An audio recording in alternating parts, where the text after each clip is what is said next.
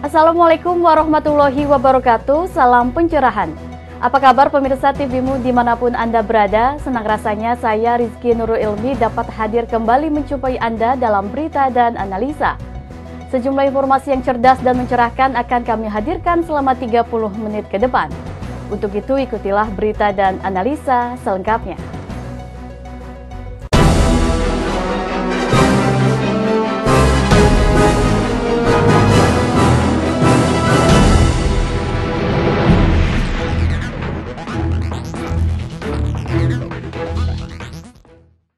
Pemirsa, kisruh pengesahan APBD DKI Jakarta tahun 2015 menemui jalan buntu. Bagaimanapun, dana siluman triliunan rupiah di DKI Jakarta harus diproses hukum dan dilakukan uji publik antara dokumen DPRD dengan Pemprov DKI Jakarta. DPRD telah menggunakan hak angket untuk menyelidiki dugaan pelanggaran administrasi dalam penyerahan RAPBD berbeda versi dengan paripurna ke Kementerian Dalam Negeri. Kisruh saat ini masih berorientasi pada konflik kasus dana siluman dan cenderung pada konflik personal antara Gubernur DKI Jakarta dan DPRD DKI Jakarta. Dalam konferensi persnya, Forum Indonesia untuk Transparansi Anggaran atau FITRA mengharapkan KPK dapat menangani kasus ini dengan cepat. FITRA menghimbau sesegera mungkin DPRD dan Pemprov DKI Jakarta menyelesaikan konflik ini sehingga masyarakat tidak dirugikan dari pencairan APBD DKI Jakarta 2015. Perlu dilakukan uji publik bersama-sama antara dokumen versi DPRD dengan dokumen Pemprov DKI Jakarta. Ada dokumen versi APBD versinya DPRD, kemudian ada versinya Pemprov. Nah, kita ingin melakukan uji publik sehingga kegalauan atau kegamangan baik antara kedua institusi ini akan terjawab. Demi kepentingan masyarakat Jakarta, maka APBD DKI Jakarta juga perlu segera disahkan dengan segera melaksanakan review pembahasan APBD DKI 2015. DPRD harus menginventariskan dan membatalkan anggaran siluman tersebut dan DPRD DKI Jakarta harus transparan serta akuntabel. Rizky Nurul Ilmi, Bambang Triwibowo memberitakan dari Jakarta. Beredarnya kabar adanya praktek dana siluman pada APBD DKI Jakarta membuat Lembaga Bantuan Hukum Garindo berunjuk rasa menuntut agar KPK mengusut dugaan penyimpangan hukum ini. Kumpulan advokat dari Lembaga Bantuan Hukum Gerakan Anak Bangsa Republik Indonesia menggelar demonstrasi di depan lobi gedung KPK. Mereka mendesak KPK agar segera menindaklanjuti laporan Gubernur DKI Jakarta Basuki Cahayapurnama atas dugaan dana siluman dalam APBD DKI Jakarta tahun anggaran 2015. LBH Garindo menyatakan bahwa pihaknya melakukan aksi ini guna mendukung Ahok dalam upaya pembongkaran dugaan penggelembungan dana APBD DKI Jakarta 2015 yang telah dilaporkannya kepada KPK. LBH Garindo menilai bahwa Ahok sebagai Gubernur DKI Jakarta sangat jelas terlihat anti dengan korupsi dan mengapa saat ini gubernur itu akan digulingkan oleh pihak yang diduga melakukan penggelembungan APBD tersebut melalui hak angket. Hal yang juga dikritisi oleh LBH Garindo adalah pihaknya khawatir bahwa laporan dan penyelidikan kasus dugaan dana siluman dalam APBD DKI Jakarta yang telah dilaporkan Ahok akan ikut dialihkan oleh KPK kepada Kejaksaan Agung. LBH Gerakan Anak Bangsa Republik Indonesia berharap hal itu tidak akan terjadi, mengingat status Kejaksaan Agung dan Polri yang juga merupakan institusi penegakan hukum, namun kinerjanya tak sekredibel dan independen seperti KPK dalam menangani kasus-kasus korupsi. Alfat Amrin, Andri Rahmawan memberitakan dari Jakarta. Pemirsa, melemahnya nilai tukar rupiah karena menguatnya dolar di pasar dunia dan melambatnya ekonomi di Tiongkok sebagai tujuan ekspor Indonesia menjadi beberapa faktor nilai rupiah melemah. Pelemahan nilai tukar rupiah terhadap dolar Amerika Serikat terus berlanjut. Dan neraca perdagangan sejak 2 Maret 2015 sudah mendekati level 13.000 per dolar Amerika Serikat. Di antara negara-negara emerging market, rupiah menjadi salah satu mata uang yang menurun paling tajam. Bahkan di antara negara Asia, penurunan rupiah merupakan yang terdalam. Penurunan bahkan sampai level 38 poin atau 0,3% dibandingkan penutupan sebelumnya. Dibandingkan posisi sejak awal tahun, rupiah tercatat sudah turun 4,5%. Kondisi ini menjadikan rupiah paling tajam penurunannya antara negara-negara dengan perekonomian yang baru tumbuh atau emerging market.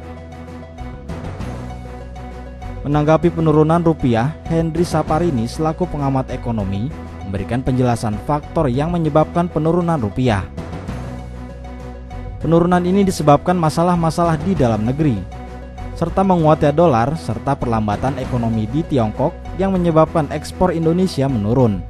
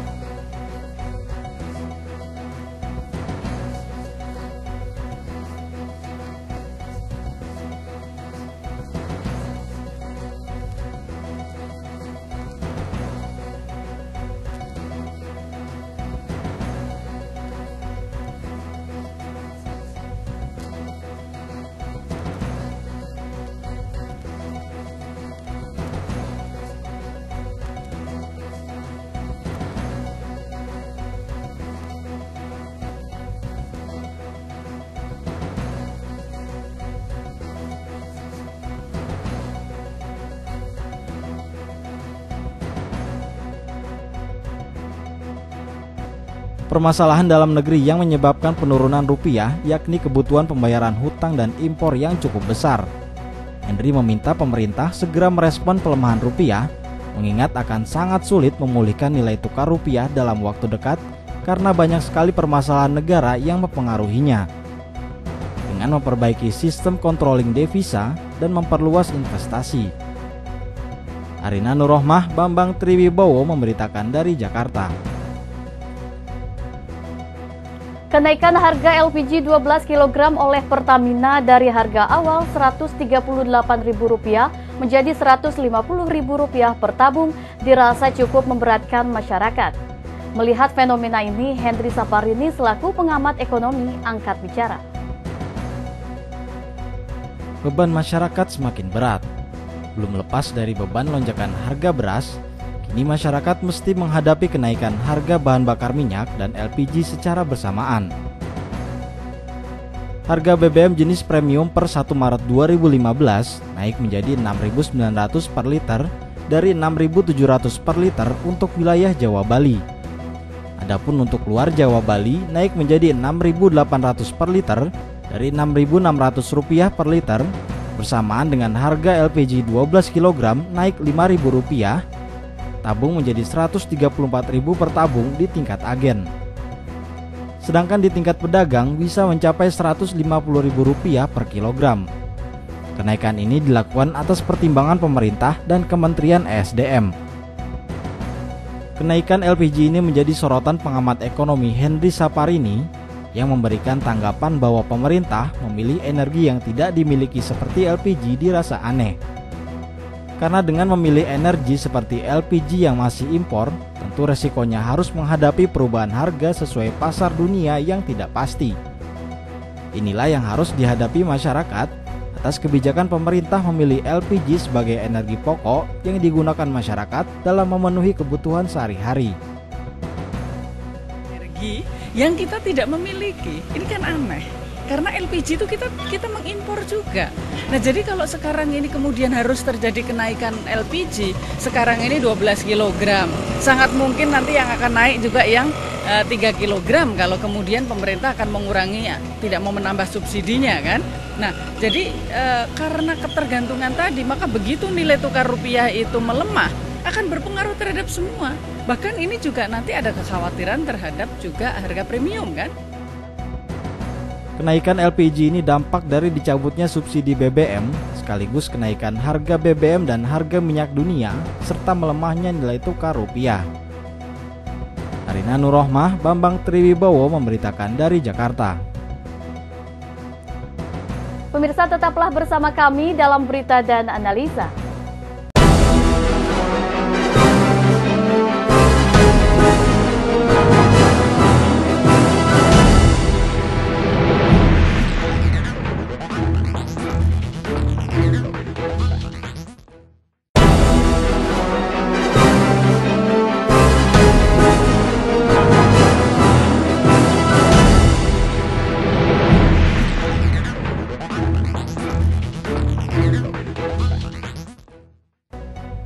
Pemirsa, terima kasih masih bersama kami dalam berita dan analisa. Pegawai Komisi Pemberantasan Korupsi akhirnya melaksanakan niatnya menumpahkan ketidakpuasan atas melimpahkan kasus Komjen Budi Gunawan kepada Kejaksaan. Mereka berdemonstrasi dan membacakan petisi di teras gedung KPK. Ratusan pegawai dan pimpinan Komisi Pemberantasan Korupsi atau KPK berunjuk rasa di depan gedung anti korupsi di Kuningan, Jakarta. Mereka mendesak terhadap pimpinan KPK yang baru ini agar menolak pelimpahan kasus Komjen Budi Gunawan atau BG kepada Kejaksaan. Secara bergantian, pegawai KPK yang juga dimintai komitmen untuk memerangi korupsi ini mengeluarkan kekesalannya terkait pelimpahan kasus BG ke Kejaksaan. Bahkan para pegawai ini membacakan petisi kekecewaannya. Pegawai KPK menolak putusan pimpinan KPK yang melimpahkan kasus BG ke Kejaksaan. Meminta pimpinan KPK mengajukan upaya hukum PK atas putusan pra-peradilan kasus BG. 3. Meminta pimpinan menjelaskan secara terbuka strategi pemberantasan korupsi KPK kepada pegawai KPK. Dari salah satu pegawai senior di KPK ini mengakui ada persoalan yang serius dalam pemberantasan korupsi ini, baik upaya penggulingan ataupun intervensi. Sebab dari jilid 1, 2, dan 3 banyak hal yang tidak diketahui oleh pegawai. Kendati begitu, apapun persoalannya, pegawai bertekad akan turut melawan pemberantasan korupsi. Mulai dari jilid 1, jilid 2, jilid 3. Dan saya merasakan sepak terjang ketiga-tiga jilid itu. Berbagai macam cara yang dilakukan. Tetapi pada hari ini rekan-rekan sekalian, kami wadah pegawai tidak melihat hal itu ada lagi. Semua bisa diperdagangkan, semua bisa dibarterkan. Saat ini, entah apa lagi yang akan mereka lakukan di luar sana. Kita pun juga tidak tahu kolaborasi macam apa yang akan dilakukan selanjutnya. Kolaborasi apa? Kawan-kawan, kita hadir di sini hanya satu tekad kita lawan. Berapa jumlah kita? Berapa jumlah kita? Di seluruh dunia akan menyaksikan bahwa KPK Indonesia saat ini lagi mati suri. Perlawanan tidak terlihat lagi. Apakah ini yang kita butuhkan, kawan-kawan? Tidak. Sekali lagi saya tanya, seperti ini KPK yang kita butuhkan? Tidak. Tentu tidak. Pada pagi hari ini saya tidak akan panjang kata bahwa pada pagi hari ini seluruh rakyat Indonesia menyatakan kita melihat dengan mata kepalanya bahwa kita hadir dengan mereka.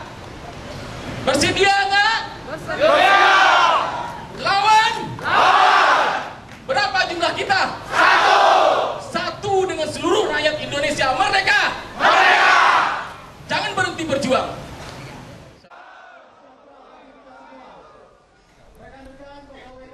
Aksi itu dilakukan sebagai tindak lanjut dari rapat yang dilakukan sebelumnya oleh pegawai KPK yang menyepakati 3 hal.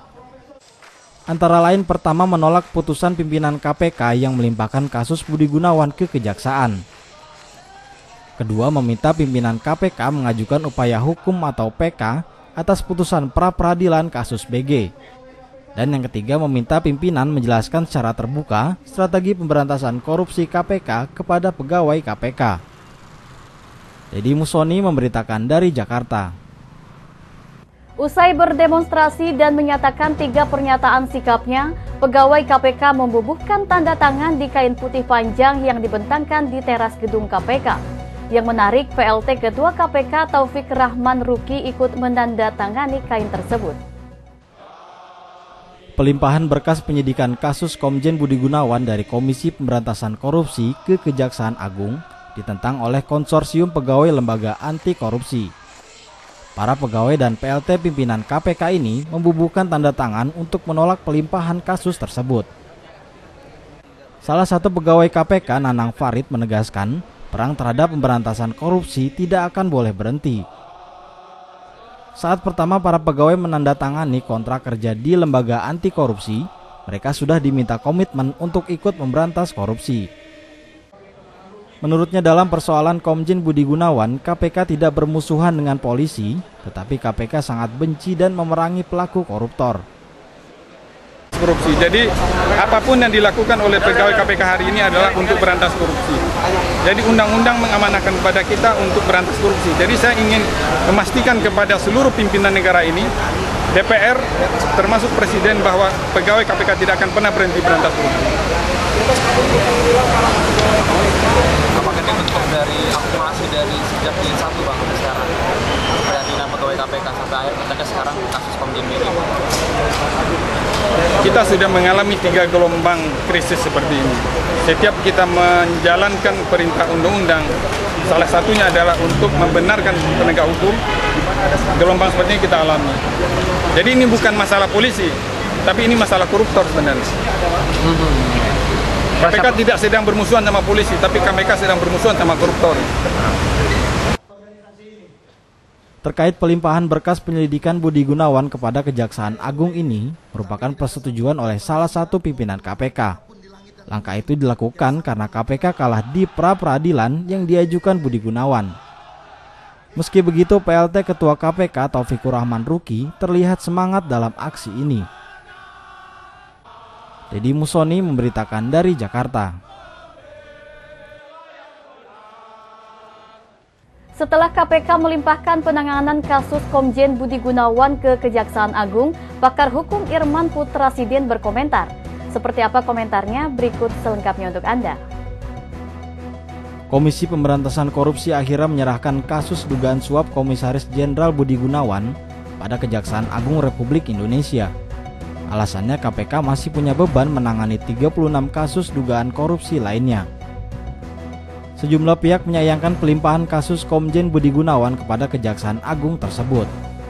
Presiden Jokowi dinilai tak memenuhi harapan publik dalam konflik KPK dan Polri. Melihat permasalahan ini, pakar hukum tata negara Irman Putra Sidin berkomentar saat ditemui tim TVMU di gedung Mahkamah Konstitusi. Ya, jadi pra-peradilan Budi Gunawan termasuk seluruh kasus lainnya nanti yang sedang atau akan ditangani KPK, kalau tidak memenuhi syarat dalam undang-undang KPK bahwa kasus korupsi itu merugikan negara 1 miliar, menyita perhatian publik, atau tidak melibatkan penyelenggara negara menurut Undang-Undang Nomor 2899 atau tidak tergolong sebagai penegak hukum, maka bukan otoritas KPK. Jadi pelimpahan itu memang sudah langkah keniscayaan, keharusan yang harus dilakukan oleh KPK. Sebab apa? Kalau dipaksakan ini akan bisa disebut penyalahgunaan kewenangan di situ, karena bukan wewenang KPK. Pengadilan sudah menetapkan bahwa subjek yang disidik itu adalah bukan subjek termasuk dalam kewenangan KPK. Itu menjadi penting dalam prinsip konstitusionalisme, prinsip Alfat Amrin, Andri Rahmawan memberitakan dari Jakarta. Pemirsa, tetaplah bersama kami dalam berita dan analisa.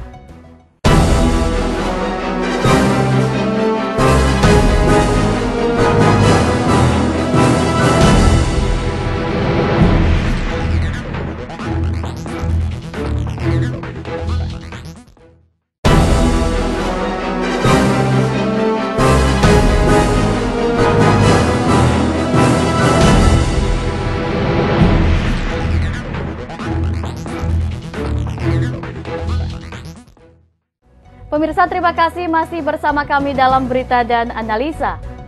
Pemerintah kembali menaikkan harga BBM akibat kenaikan harga minyak dunia dan melemahnya nilai tukar rupiah.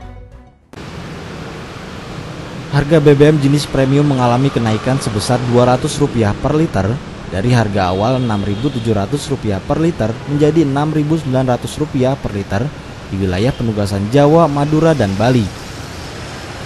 Kenaikan harga BBM dilakukan sejak 1 Maret lalu oleh pemerintah.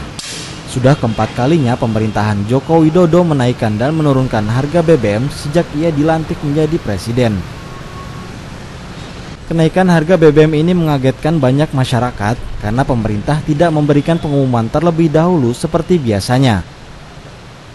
Tak hanya masyarakat, pengelola SPBU di sejumlah daerah juga mengaku kaget.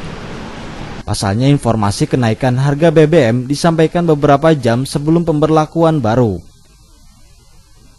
Kenaikan harga BBM jenis premium dilakukan pemerintah dikarenakan naiknya harga minyak dunia dan melemahnya nilai tukar rupiah.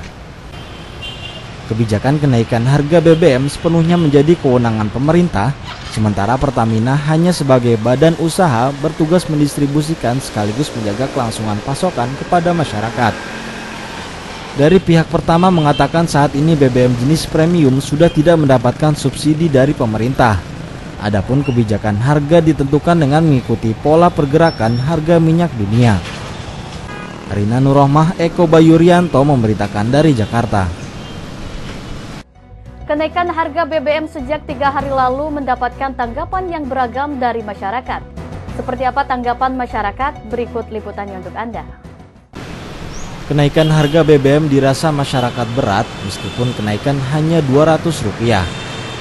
Masyarakat berharap pemerintah menurunkan kembali harga BBM sesuai kemampuannya.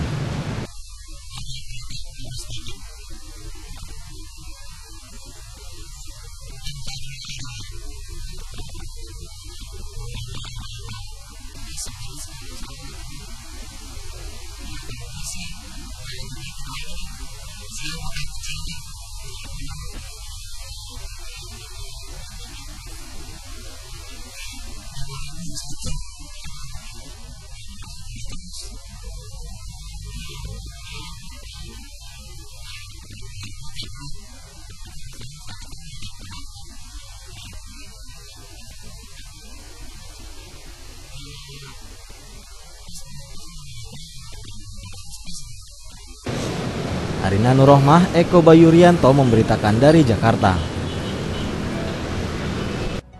Pemirsa, ajang Islamic Book Fair atau IBF 2015 resmi dibuka Jumat pekan lalu. Ada lebih dari 400 gerai yang ikut meramaikan pameran buku terbesar yang bernuansa Islami tersebut. Ajang pameran buku bernuansa Islami terbesar Islamic Book Fair atau IBF kembali digelar untuk yang ke-14 kalinya Jumat pekan lalu. Sebanyak 415 gerai memamerkan buku bernuansa Islam. Pameran yang berlangsung di Gelora Bung Karno ini bertema di bawah naungan Al-Quran dan bertujuan untuk semakin menumbuhkan kesadaran masyarakat akan kecintaan pada Al-Quran. Wakil Ketua Panitia IBF Dede Sumardi mengatakan tema ini merupakan gambaran keyakinan umat tentang peran Al-Quran dan As-Sunnah sebagai pedoman yang membimbing umat dalam setiap langkahnya. Ia juga mengatakan sebanyak 202 gerai diisi oleh para penerbit, 140 stand multiproduk, sementara sisanya adalah sponsor dan rekan media. Tema dari Islamic ini selalu berkesinambungan dari tahun ke tahun. Jadi pertama kita pernah temanya itu tentang Al-Quran, hidup bersama Al-Quran, sekarang menyambung di bawah naung Al-Quran. Jadi kita menjaga supaya temanya itu satu runtut begitulah kira-kira ya. Dan memang kita berharap dengan tema seperti ini kehidupan kita bermasyarakat di bawah naungan Al-Quran insyaallah selalu. Lebih lanjut ia mengatakan jumlah penerbit dan toko yang ikut pameran buku Islam tahunan yang diadakan oleh Ikatan Penerbit Indonesia atau IKAPI DKI Jakarta ini sebanyak 92 penerbit dan 16 toko buku yang mana jumlah itu lebih banyak dibandingkan pada 2014 sebanyak 90 penerbit dan 12 toko buku. Andri Rahmawan memberitakan dari Jakarta. Islamic Book Fair atau IBF setiap tahunnya rutin diselenggarakan sehingga IBF seakan telah menjadi destinasi wisata rohani bagi umat Islam. Pengunjung IBF pun mencakup seluruh rentang usia dari anak-anak, remaja hingga para orang tua atau dewasa. Lalu bagaimana tanggapan masyarakat sendiri tentang IBF 2015 ini? Berikut liputannya untuk Anda.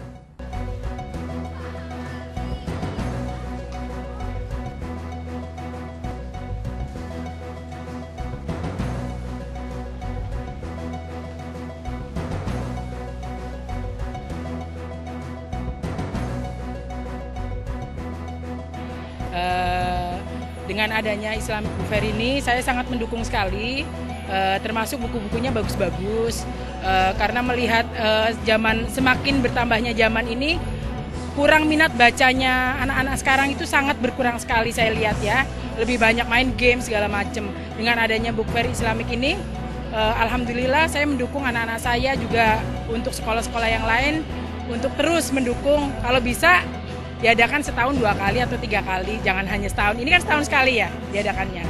Jadi kalau bisa setahun 2 kali, supaya minat baca anak-anak sekarang itu meningkat. Islamic Book Fair ini menambah wawasan kita, mengetahui berbagai judul-judul buku, dan menambah minat kita untuk lebih senang membaca buku. Bagus nggak dengan diadakan Islamic Book Fair? Bagus, bisa juga menambah iman dan ilmu pengetahuan sosial yang lainnya.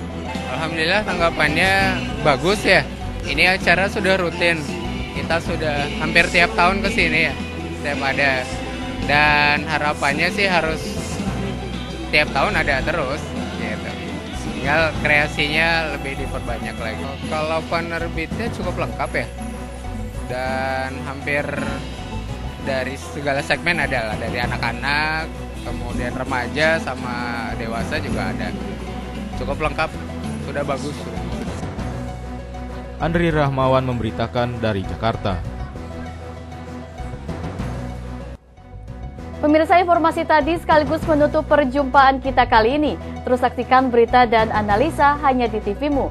Saya Rizky Nurul Ilmi dan kru TVMU yang bertugas pamit undur diri dari hadapan Anda.